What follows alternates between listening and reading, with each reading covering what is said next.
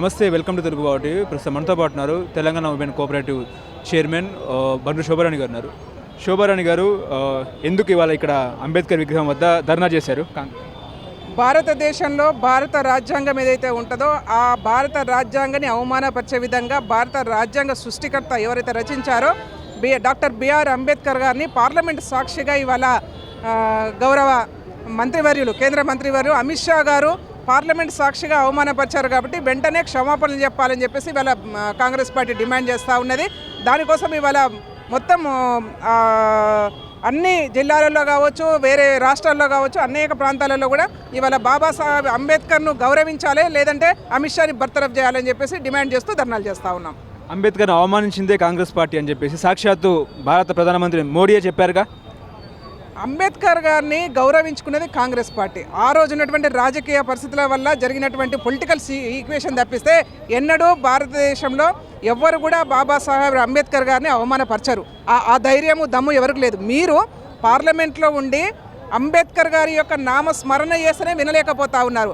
అంబేద్కర్ అంబేద్కర్ అంబేద్కర్ అని చెప్పేసి ఎందుకు మాట్లాడతారు? మీరు భగవంతుని నామస్మరణ చేస్తే మీరు స్వర్గానికి వెళ్తారు కదా అని చెప్పేసి నువ్వు పార్లమెంట్ సాక్షిగా మాట్లాడేవంటే నీకు భారత రాజ్యాంగం పట్ల ఎంత నమ్మకం ఉందో అర్థమవుతా ఉన్నది. కాబట్టి మీకు భారత రాజ్యాంగం పట్ల నమ్మకం లేని వాళ్ళు, భారత రాజ్యాంగ సృష్టికర్త అంబేద్కర్ని మీరు నామస్మరణ వినడానికి ఇష్టం లేని వాళ్ళు పార్లమెంట్లో ఎలా కొనసాగుతారు?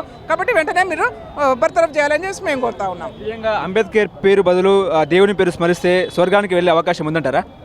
సరే, అది నమ్మకానికి సంబంధించింది. ఇది భారతదేశానికి ఒక గౌరవానికి సంబంధించింది అంబేద్కర్. ఎందుకంటే ప్రపంచ దేశాలన్నీ కూడా మన రాజ్యాంగాన్ని గౌరవిస్తాయి. ఒక ప్రజాస్వామిక రాజ్యాంగం భారతదేశంలో ఉంది అని చెప్పేసి ప్రపంచ దేశాలు అందరూ కూడా పొగుడుతూ ఉంటే వాళ్ళమే హేళన చేస్తూ ఉన్నారు. కాబట్టి ఎవరి నమ్మకం వాళ్ళకు ఉంటుంది. ఒకరు ఖురాన్ నమ్మొచ్చు, దర్గాను నమ్మొచ్చు, క్రీస్తుని నమ్మొచ్చు, భగవద్గీతను నమ్మొచ్చు. కాబట్టి ఎవరి నమ్మకాలు వాళ్ళకు ఉంటాయి. దాన్ని అంత మాత్రాన అమిత్ షా కొలిసే భగవంతుని మేము నమ్మాలని చెప్పడం అయితే అది కరెక్ట్ కాదు. అమిత్ షా వ్యాఖ్యలు చూస్తే రాజ్యాంగాన్ని పక్కన పెట్టి మనుస్మృతి గ్రంథం తెర మీద తీసుకొచ్చే అవకాశం ఉందని మీరు అనుకుంటున్నారా? 100%. వాళ్ళ ఎజెండానే ఆ ఎజెండా కదా. వాళ్ళ ఆర్ఎస్ఎస్ ఎజెండాలో 100 సంవత్సరాల్లో భారత రాజ్యాంగాన్ని మార్చుకోవాలని చెప్పేసి వాళ్ళు పెట్టుకున్నటువంటి ఎజెండాలో భాగమే ఇవాళ పార్లమెంట్లో రాజ్యాంగాన్ని కించపరుస్తూ ఉన్నారు, అంబేద్కర్ని కించపరుస్తూ ఉన్నారు, హేళన చేసి మాట్లాడుతూ ఉన్నారు. కాబట్టి ఆర్ఎస్ఎస్ ఎజెండా ఇంప్లిమెంటేషన్ కోసమే వాళ్ళు ఈ ప్రయత్నాలు. తెలంగాణలో డైవర్షన్ పాలిటిక్స్ నడుస్తుందంటారా? తెలంగాణలో ఎక్కడ చూసినా కూడా పుష్ప 2 వర్సెస్ రేవంత్ రెడ్డి, నిజమే అంటారా? ఇది పార్టీ పరంగా ఇవాళ మాట్లాడొద్దని చెప్పారు కాబట్టి నో కామెంట్. నేను మాట్లాడలేదు. టార్గెట్ చేశారా సినిమా ఇండస్ట్రీ మీద? సరే, అల్లు అర్జున్ పక్కన పెడితే ఇండస్ట్రీ మీద టార్గెట్ చేశారా? ఒకటి, కాంగ్రెస్ పార్టీ, కాంగ్రెస్ ప్రభుత్వము సినిమా ఇండస్ట్రీకి వ్యతిరేకం కాదు. సినిమా ఇండస్ట్రీని గౌరవిస్తాము.